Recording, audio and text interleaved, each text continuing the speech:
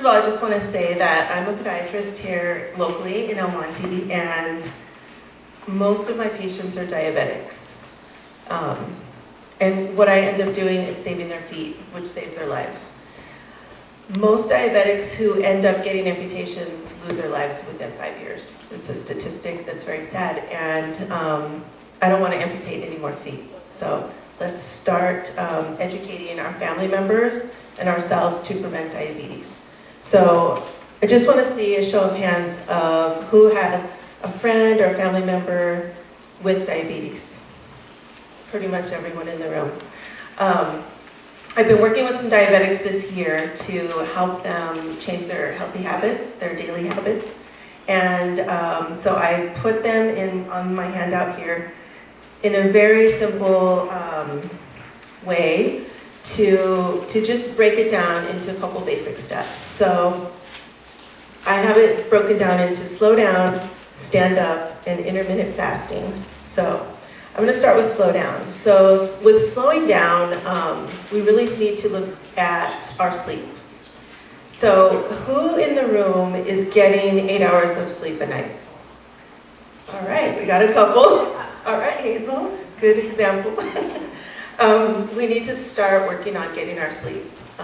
This is really affecting a lot of people, and when you don't have enough sleep and you're sleep deprived, it affects all areas of your life.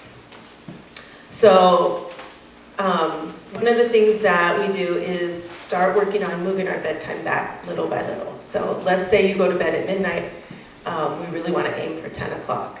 So if I told one of my patients or clients, okay, you have to start going to bed at 10 o'clock, they're just going to look at me like I'm crazy. Like, that's not going to happen if I go to bed at midnight every night. So we have to bring it back little by little. So start bringing your bedtime back like 15 minutes at a time. Do that for about a week, get used to it, and then start moving it back little by little by little. And aim to get up at 6. So if you go to bed at 10, get up at 6, you're going to get your full 8 hours of sleep. So that's kind of the goal. Not everybody can do it with their kids or their work schedule, but that's the goal. Second thing is taking time to meditate. So if you pray, that's a form of meditation. If you can just sit in silence and close your eyes and do a couple of deep breaths. Even right now, if everybody can close their eyes for just a minute and just put your feet flat on the floor and just take a deep inhale and a deep exhale. You can breathe into the count of 4, so breathing in 1, 2, 3, 4, and exhaling 2, 3, 4. If you could do that every day, before a meeting, or before you go to work, or before you have to have some stressful conversation with your kids or your spouse or someone, that could bring the energy level down and really reduce a lot of stress. And I'm sure we all know what stress does to the body. It raises our blood pressure, raises our blood sugar, and these are some of the things we can do to avoid getting diabetes. The other thing is having a morning ritual. So some people meditate in the morning. That helps them have a really easy start to the day. Some of the other things we want to do in the morning is we want to drink, first thing in the morning is we want to drink 2 glasses of water. A lot of people don't know that or never heard of that. What that does is it helps flush everything out. It helps hydrate you.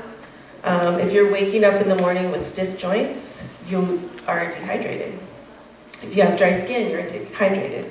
If you have chapped lips, you're dehydrated. These are all little signs that people don't think about. So 2 glasses of water in the morning before eating or before doing anything else. Self-care. People talk about self-care all the time, but we don't really spend the time to do it. So if this means getting a massage, even if you don't have the money to go out and buy a massage, we do in Ayurveda, which is Indian medicine, which is one of the things that I teach, we do a self-massage.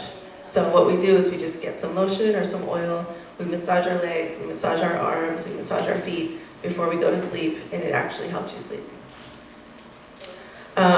The last one on here for slowing down is, do you choose ease over stress? So what that means is just in the morning, setting an intention to have a good day. Just doing that with your breathing can really reduce your stress a lot. The next one I put on here is standing up, which is about exercising, which we have an expert on that, so I'm not going to go into that one too much, but just moving your body, exercising every day. What I teach my students who haven't been exercising at all is do something you like. If you like dancing, dance. Dance around your house, have a dance party in your bedroom. If you like to run, run. If you like to walk, go on a hike around your block. Just whatever it is that you like to do. Because if you're trying to stick to someone's routine that you don't like, it's going to be really hard. And really quickly, the last one I put on here is intermittent fasting. And what that means is eating at the right times of day, spacing your meals out properly, not eating snacks in between your meals. After your dinner, that's your last meal of the day, no snacks, no desserts, just eat your dinner and then close your kitchen, okay? Your body's gonna fast during the night when you're sleeping. You don't need to be eating right before you go to bed. That's gonna interfere with your sleep. So we call that intermittent fasting. So you're gonna, let's say you eat dinner at 6 o'clock and you don't have your breakfast until maybe 8 o'clock. All those hours, you don't need any food. Your body's gonna be burning fat. And once you start losing the fat, you start losing the weight and your diabetes risk goes down. So that in a nutshell is 3 ways to avoid getting diabetes. So thank you, Veronica.